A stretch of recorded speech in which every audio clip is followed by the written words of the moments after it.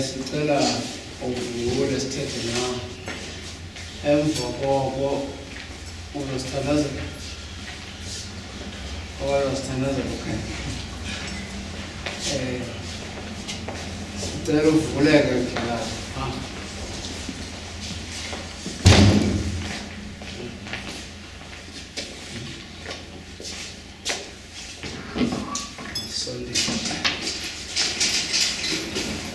Nkokama not madosi molwazana kanonyoko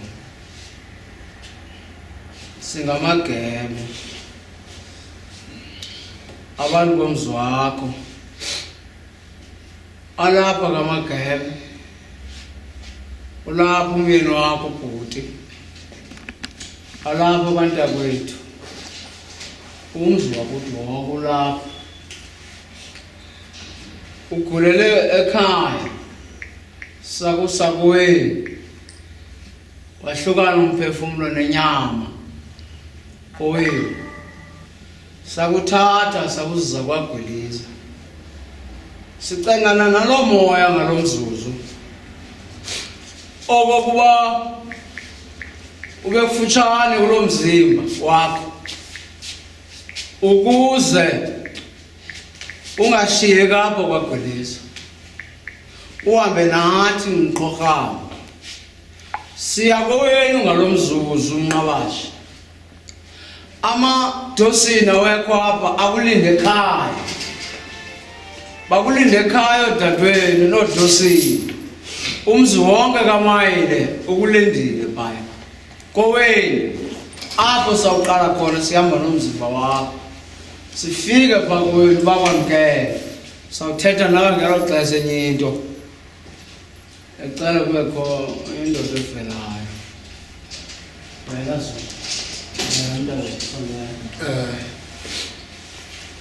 Somjazi bro uzwe nathi luthetha silapha ngokwagwelisa singamagebe sizokuthatha njengesitsho umkhulu bomphefumulo wabo singawushiya apha sihambe nawo ubheke ekhaya njengoba sizophuma sihambe sibheke eDryboss siphume eDryboss sihambe siye kuThanzeka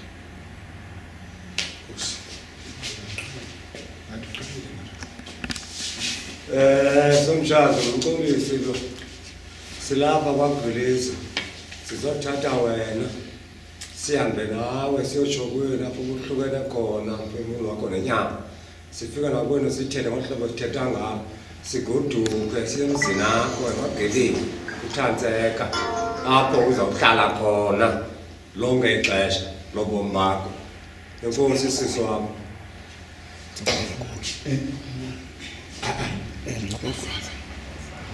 avala kathi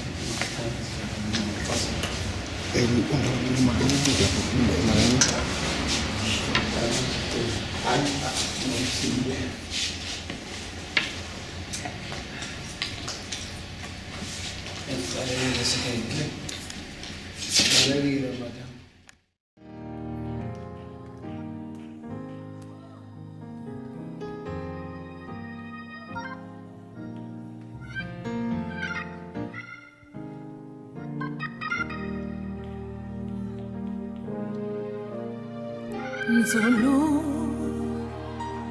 yemfihlakalo Nzulu yesimanga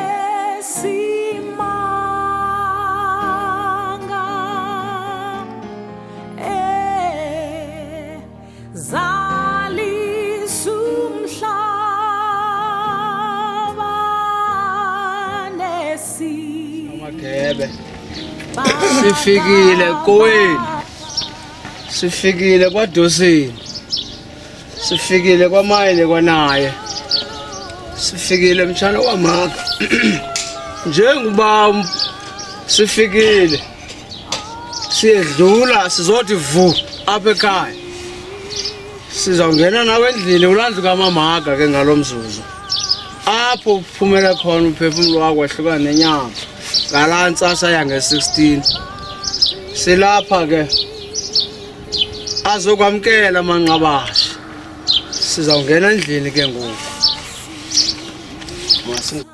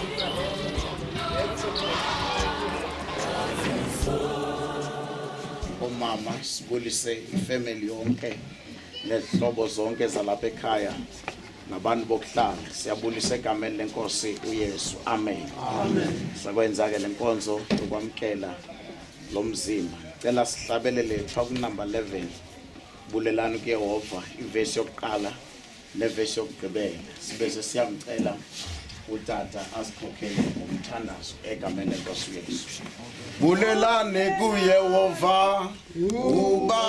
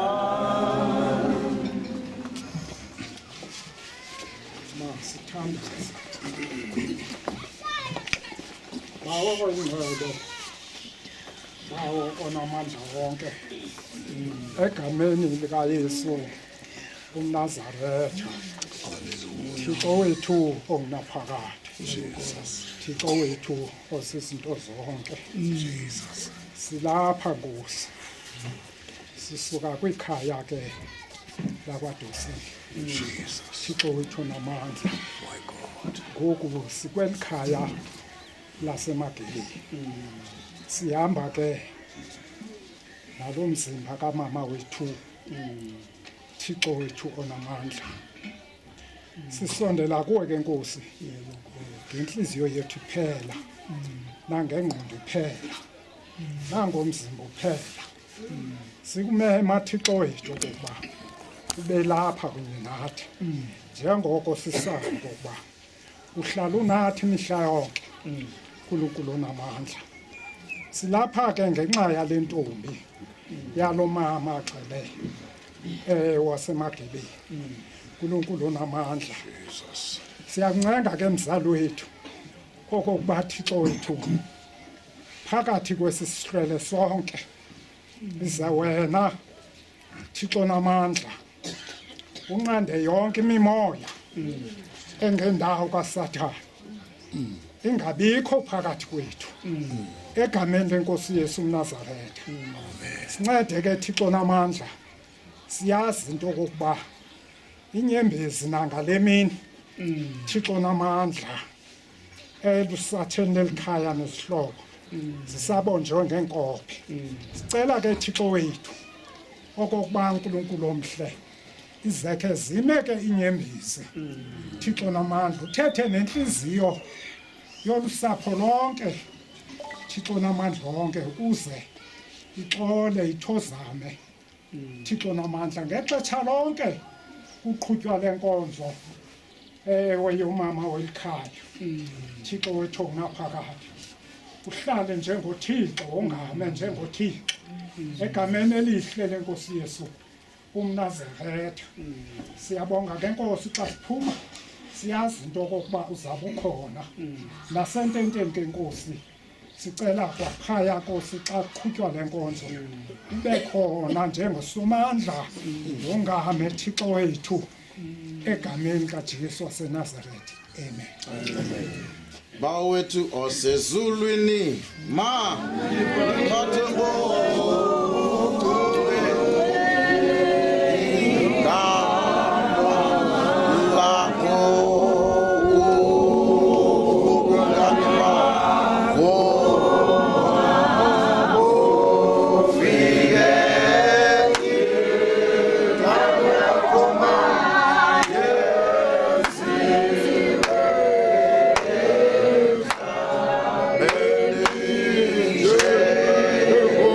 say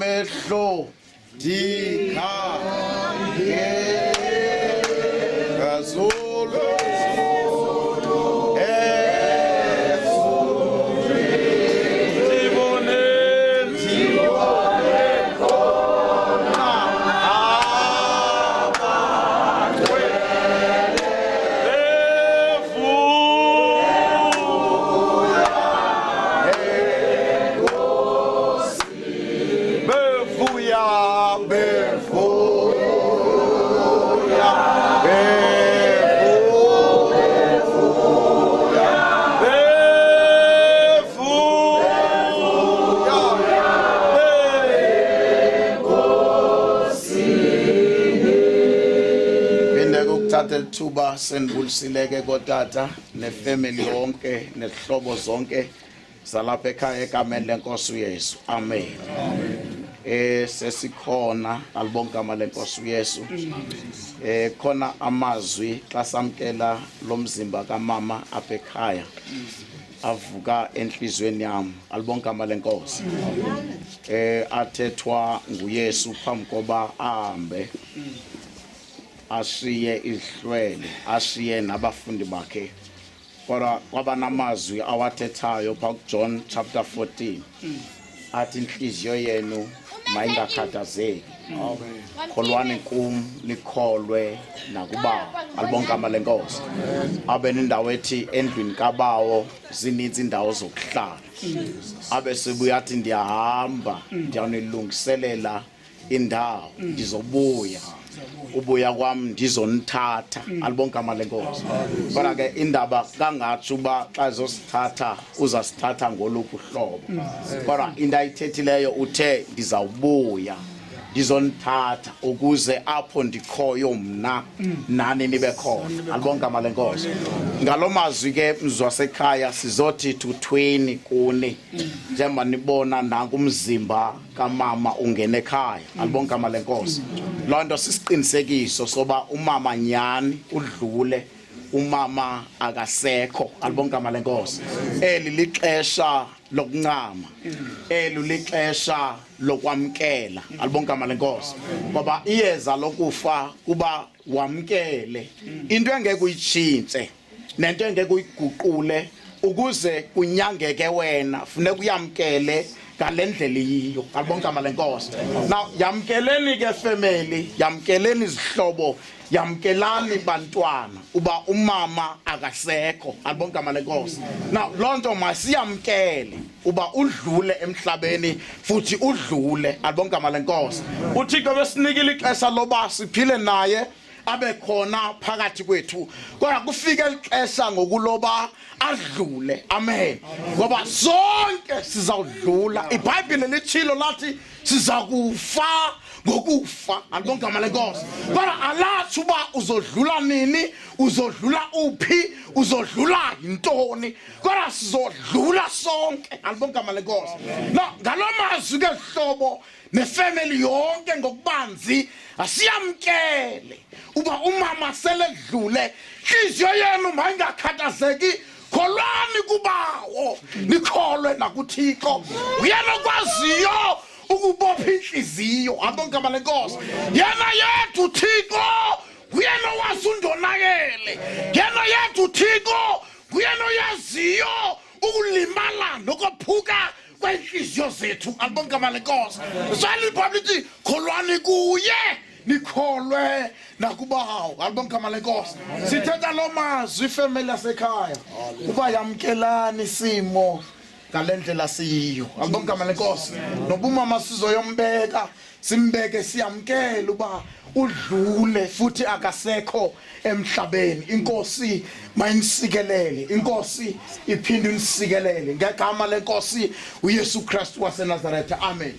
Ngelithuba ke ngokubanzi ngibulise ngokukhethekileyo komama wenu igama elithathwa abazili lo umiyo ngokamatiwani kulali zokutsolo.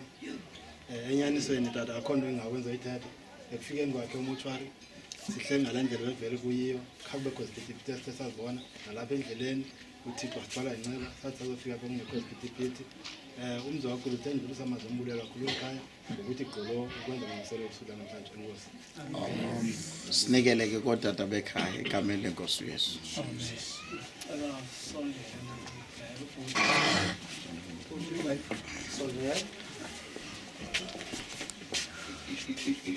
Mkhokama ndicela mkhulu wasiba elalizwi elitshatile litshate nalapho. Umphefumulo awufuna ulahlekiswe, umphefumulo ukwindawo onganawuphazanyiswa ziziphithi.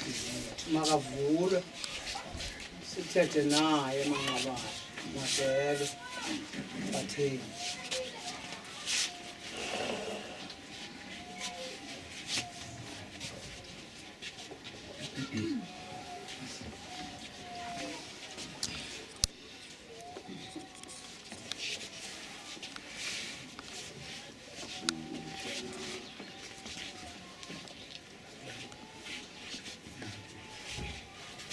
Thetha sibali sisuka ekhayeni sizapha ngoku silandele emva kwakho. Mandiyibuyisele indlela andizibamba impela ngoba ndizawubhekisa ke kuyo le ntombi yabantu abasha ndithi madosini apha senza ngendlela othanda ngayo. Uphumile kulo mzi wakho uyotsho kuwenu uzama impilo.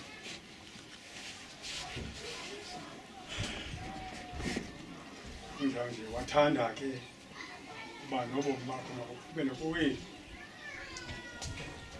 Sengibana ngoku ke the nxa usuke emoshari wawutsho kowenu amadebe asikhululele uba masikwenze konke esifuna sikwenze sizonika wona akhuphe into apha makeza akhona ifana mayisalela ulapha ke ngoku endlini yakho azawuthetha nawe thina sithethile kowenu ulapha ke ngoku azaziqoshelisa ngezabo sithi ke ngoku wonke umsebenzi wakho uzuhambe kakuhle ulawule wena inkambi yakho ubuzithanda amasinto ezinhle azenzeke. Ngingabashe emadosini ngiqhoqamo silapha singamagebe sisizwe sasemagebeni singabathengi isizwe zonke lezihlobo zilapha sizothetha nomoya wakho ngalo mvulo. Sinenkolo enzulu yoba befile nje bayathetha. Sinenkolo enzulu yoba umphefumulo awufi noko. Ulapha ke molokazana kanophindile. Molokazana kanowandile. Molokazana kanonyobo. Ulapha ke umphefumulo wakho mawungele uvume emnqabasha.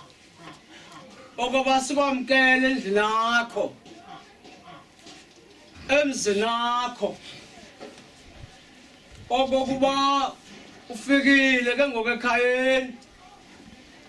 Uligorha kanene. Uligorha kanene.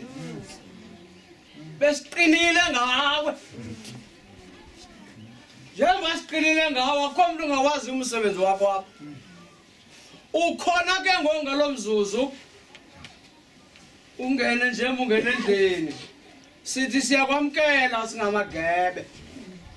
Siyakwamkela umoya wakho uphumule phakathi kwabantwana belivumela imnandi kule ndlu. Ungene ke endlini yakho. Uyacinga uba uzophumula awani ngenxa yexesha. Uphumule phaa egumbini emva koko iqala inkonzo yakho ngo-9. Magebe andengezo.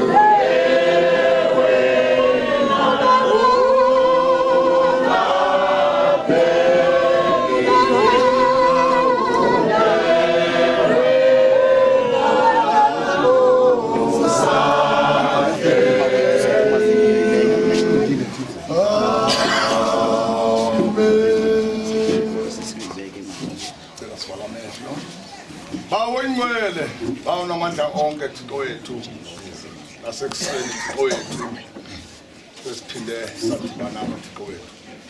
Nkosi ke mzali wethu, enkosi ke Thixo wethu. Bawo ingcwele siyathandaza ekuseni. Wena uThixo esithembele kuye. Thina singabantwana bakho. Sizizimvu ezaluswa nguwe. Siyabulela Thixo wethu, uhambe nathi Thixo wethu ngalentsasa Thixo wethu. Siyolanda umzimba Thixo wethu. Waphinda wabuya nathi Thixo wethu. Usiphethe kakuhle, khonto sikhalazelayo. Enkosi ke mzali wethu, Nkosi Thixo wethu, naxa siqala lo msebenzi wasekuseni, siyakumema njengoThixo sithi ngakhona. Ngoba Thixo wethu, xa unangabikho kulo msebenzi singafumaneka sibulaleka. Yiyo ke lento Thixo wethu sicela kuwe, siyathandaza nangezihlandlo. Wonke Thixo wethu umuntu ozawusebenza apha Thixo wethu sicela umpha amandla. Sesibonile ifamily Thixo wethu sothe wayombesa Thixo wethu, siyibona Thixo wethu yomelele. Enkosi ke bawo besicele nakuwe Thixo wethu uze kwenzeke lonto.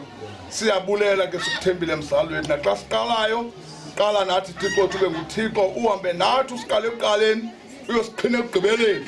Sithembele kuwe Nkosi ke bawo, siyabulela sikuthembile ngaye uYesu Kristu waseNazaretha. Amen. Amen. Siyabulela kakhulu. Andazi ke family noba kusekhona la eseza kuqosha, kodwa masikhululele nayo before sikhulume nayo mama. Ngoba mali nibuye nonke apha ndiyakoka kuzawunyanzeleka into yoba kuba abantu abebengekho baphinde bambone. Emva koko ndicinga ngoba ayikho enye into esizoyithetha ngoba besesithethile kudala oko sithetha ilungiselela nje aba kangabambona.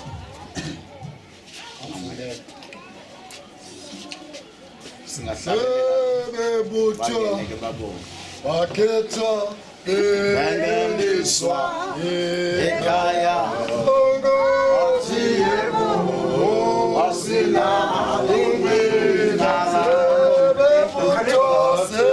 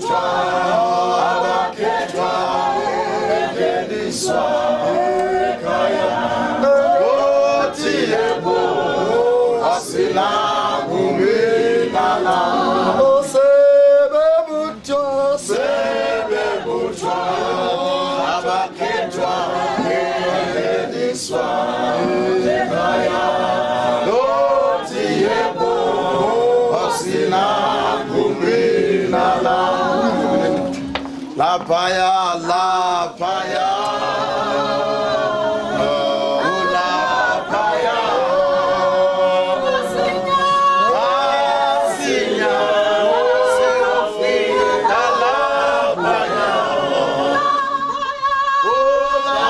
lapaya lapaya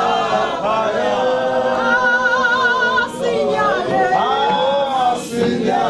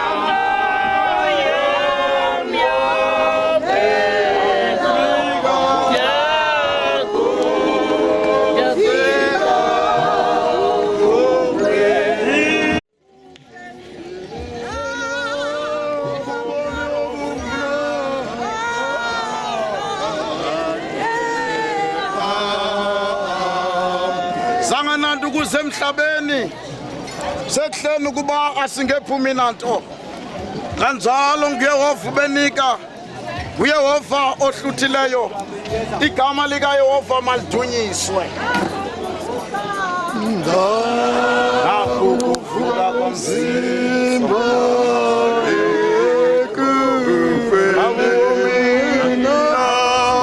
ubomi obunguna